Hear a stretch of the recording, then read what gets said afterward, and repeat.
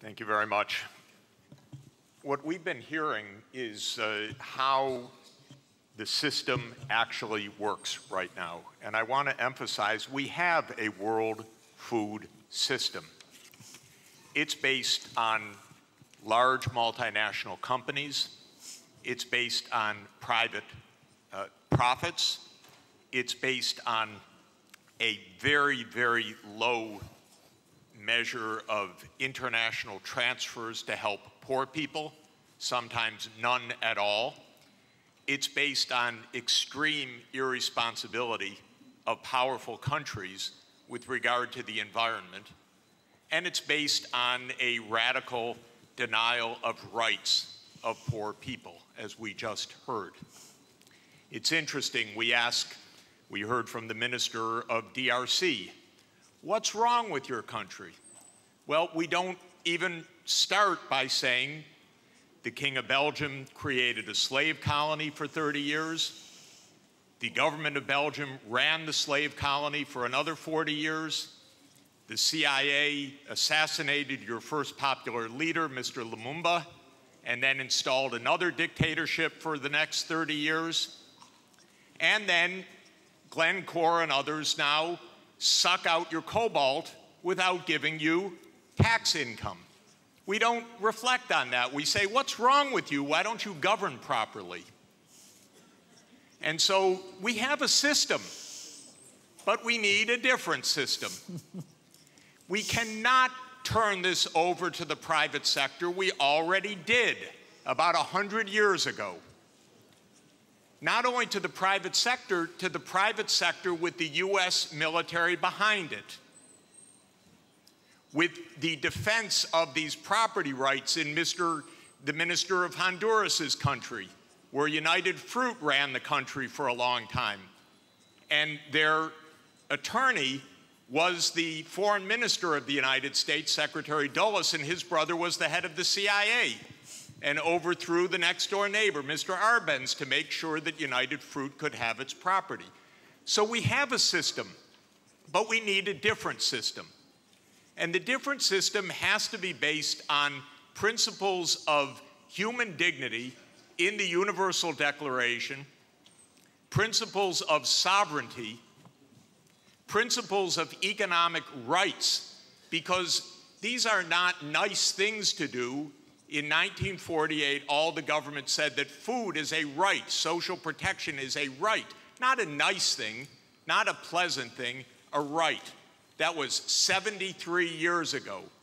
The SDGs are nothing more than our generation's attempt to honor the Universal Declaration of Human Rights. I come from a country that not only doesn't care about the world's poor, it doesn't even care about its own poor. 1 in 7 Americans is hungry right now. And they don't care. I mean, the poor people care, but one political party, all it cares about is cutting taxes for the rich and filibustering any solution. So we're in a world that's really tough. The private sector's not going to solve this problem. I'm sorry to say to all of the private sector leaders, behave, pay your taxes, follow the rules. That's what you should do.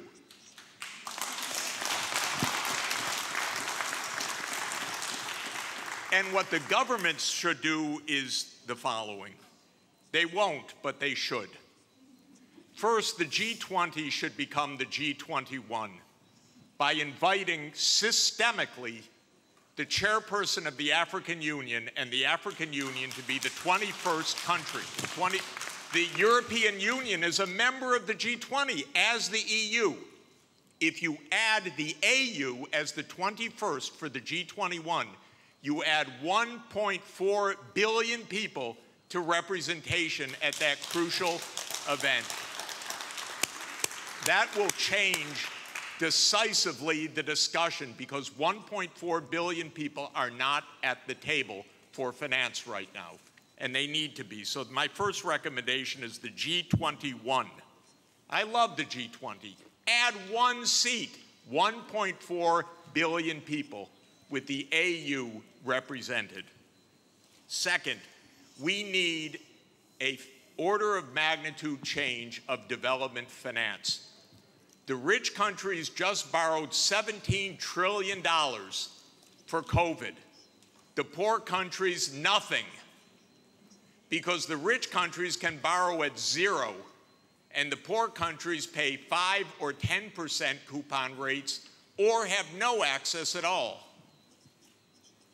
So the world exposed its grotesque inequality this past year and a half. Rich countries didn't say, we tighten our belts, why don't you? My country spent $7 trillion of emergency funding, not 1 penny for anybody else, by the way.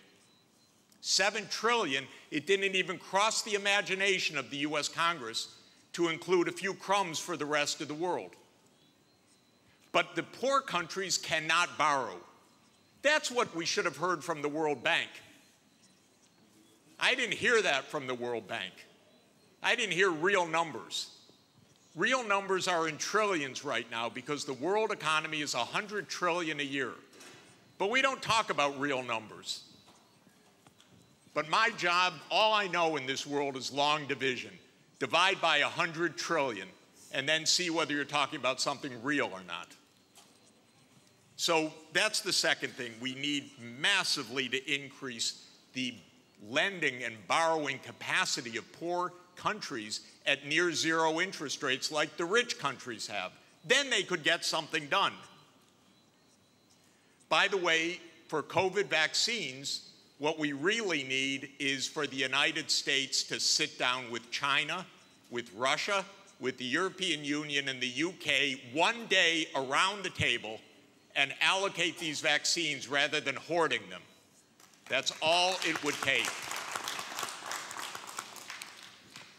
And then we're going to have national pathways. This is a wonderful idea, but they're going to need financing. And so everything that I've been saying, I know the numbers. That's all I do for 40 years is add up what's missing. You want electricity? It has to be purchased. You want digital access? It has to be purchased. You want safe water irrigation? It has to be purchased. This is what I do for a living, is add up these numbers and then find out that then somebody makes up something and names 1/100th of what's really needed. It's not even hard. By the way, the IMF has done wonderful studies in the last 2 years showing that we have a financing gap of about $400 to $500 billion a year for the basics for the SDGs. They show the gap, but nobody comes up with the number, the solution, which wouldn't be so hard because that's just not a big number. It's 0.5 of 1% of world output. So if we really care, we wouldn't have the G7 saying, we love education, therefore we're going to give $3 billion for education. That's what they said at the summit. But what UNESCO has shown is that you need at least $30 billion a year, minimum. But nobody looks at numbers. They just make up nice check the box. So we need the real numbers of finance to back the national pathways. The final thing is we need the UN as the core and central institution of this world, period. Because this is the only way we're going to have a civilized world, is a strong UN. And it cannot be that the whole UN budget is less than my neighborhood's budget in New York. The UN core budget this year is $3 billion. New York City's budget is $100 billion. And then we say, why don't things work well? Because the rich are hoarding everything. Final point, rather than our 3 billionaires going in space, well, they could go into space and stay there and leave their money behind. That would be one idea. But another idea is we have 2,775 billionaires on the current list. Their combined net worth, 2,700, is $13.1 trillion. Now, I have it on good authority, you don't need more than $1 billion to be comfortable. But they have an excess of $11 trillion over just the $1 billion. So we should be taxing that and having a civilized world. Thank you. Jeffrey Sachs.